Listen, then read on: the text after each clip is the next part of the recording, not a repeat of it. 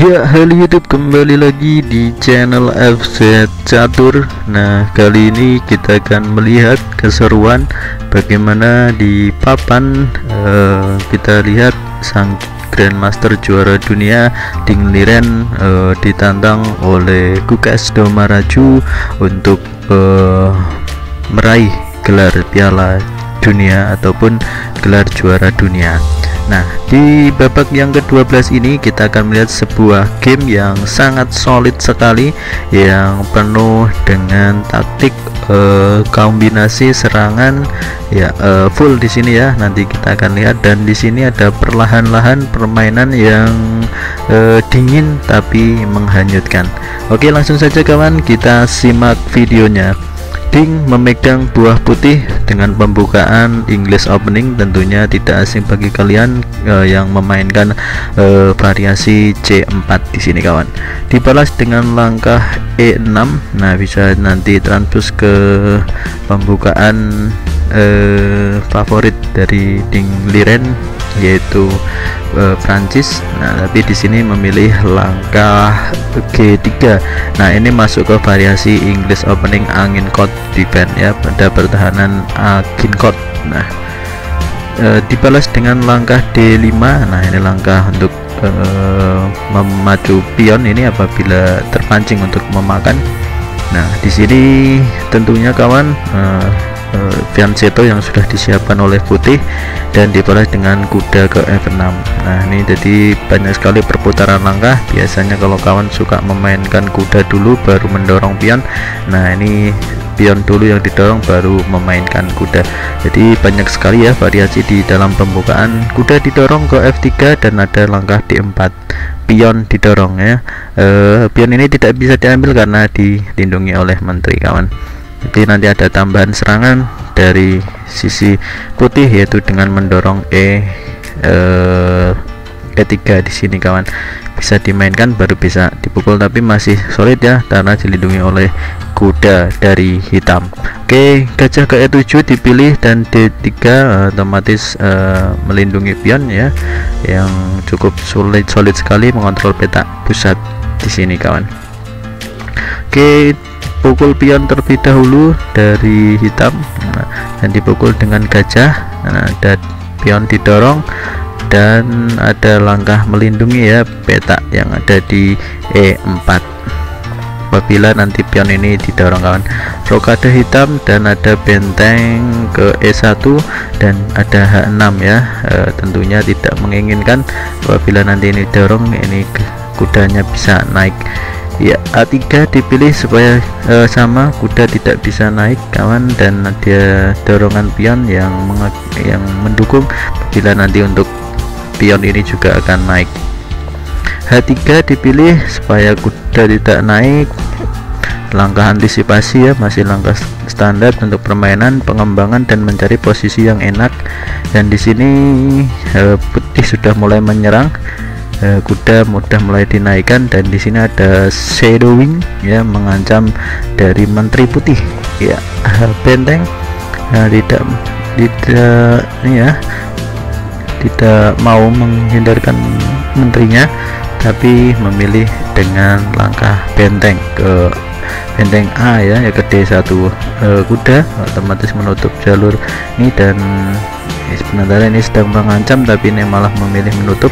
Nah, mungkin ingin menaikkan kuda untuk memberikan dukungan kepada pion ke yang ada di D3 ya, untuk ditekan kawan.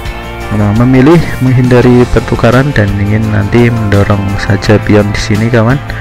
Nah, gajah mundur untuk memperkuat pionnya dan benar saja didorong, maka kuda sementara diturunkan, dan ini ada langkah kuda mengancam pion kecil-kecilan, dan ini ada pin juga yang diancam, ada 1, 2 dan 3 ya. Sementara ini hanya dilindungi 3 juga, karena 4, jadi masih cukup solid kawan.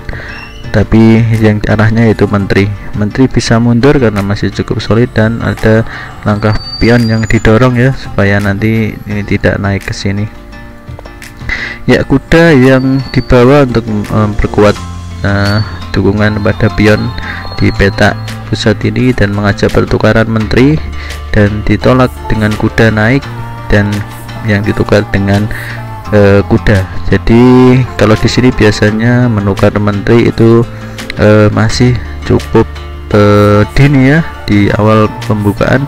Nah tapi di sini berani ya dengan menukar gajah dengan benteng, gajah dengan kuda. Oke, kuda benteng ke C8, langkah antisipasi kawan apabila nanti ini ditinggalkan. Kuda bisa turun dan ada langkah D5.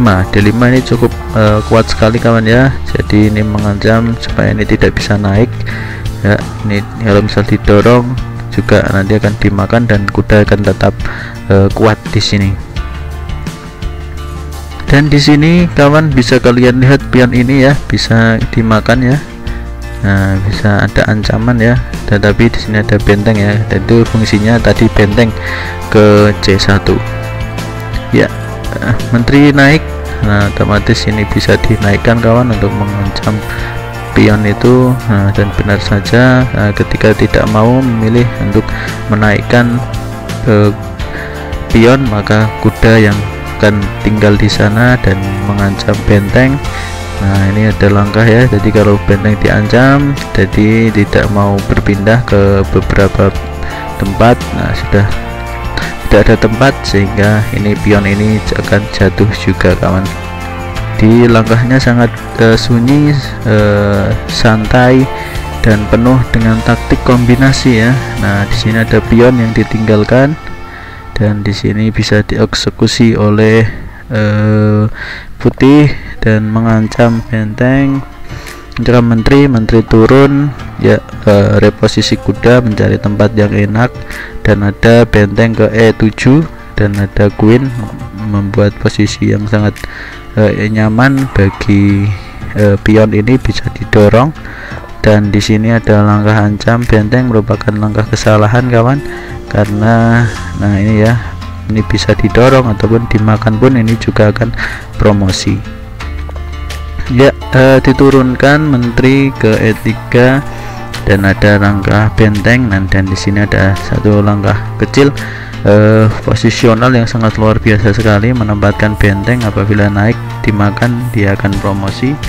Nah dan apabila tidak dimakan benteng ini akan jatuh, maka hitam memutuskan untuk mendorong pion ya apabila nanti ini diturunkan. Tapi di sini putih memiliki langkah yang sangat luar biasa sekali, langkah taktik kombinasi, dan seperti ini kawan, benteng makan pion, ancam skak, dan ini harus berpindah ya kemanapun raja ini berpindah maka akan terkena skakmat ataupun kerugian ya. Misalnya dia ke sini maka akan skakmatnya di sini. Nah di sini misalnya ditutup, menteri juga akan sia-sia. Nah itu kawan yang bisa kita ambil di game yang ke-12 ini. Nah semoga menginspirasi teman-teman untuk semangat belajar catur. Oke, semangat terus belajar catur. Salam catur, Gen Una Sumus, kita satu keluarga.